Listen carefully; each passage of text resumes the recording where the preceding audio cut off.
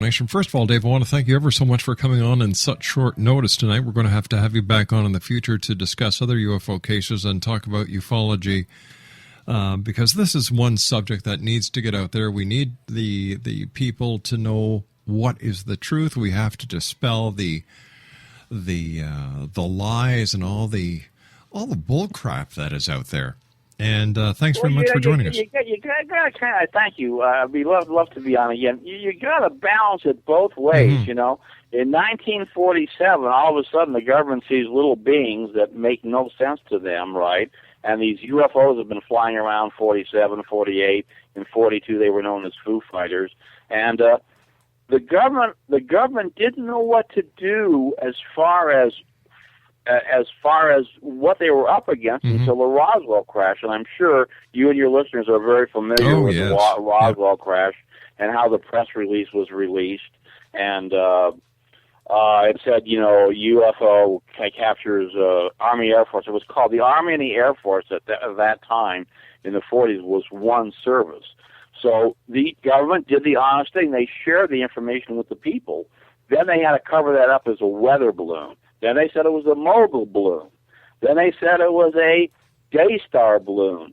Then they said it was test dummies. This was 1986, right? So what I try to tell people that are fairly familiar with just the word UFO, this is what I like to tell people.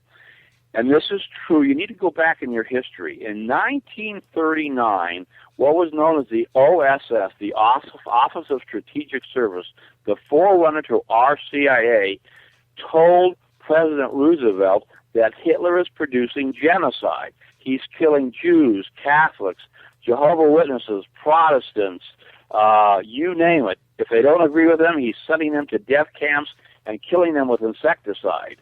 And those people around the OSS, the Office of Strategic Services, oh, no, he wouldn't be doing that. Listen to my words, Rob. Our government said, oh, no, he wouldn't be doing that. Well, we knew about the death camps after World War II.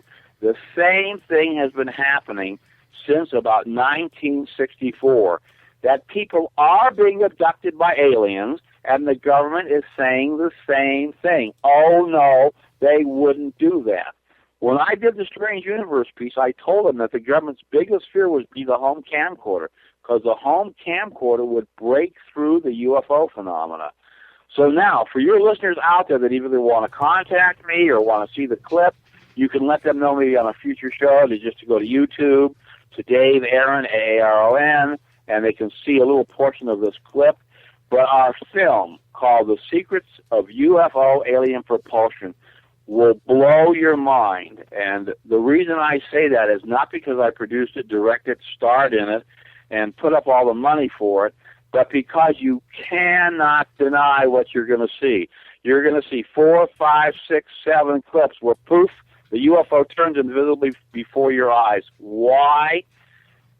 Because if you look at a window, like your auto window, why is your auto window transparent? Why do you see through it? You see through it because almost 99% of the gravity waves are being bent and reflected away from you.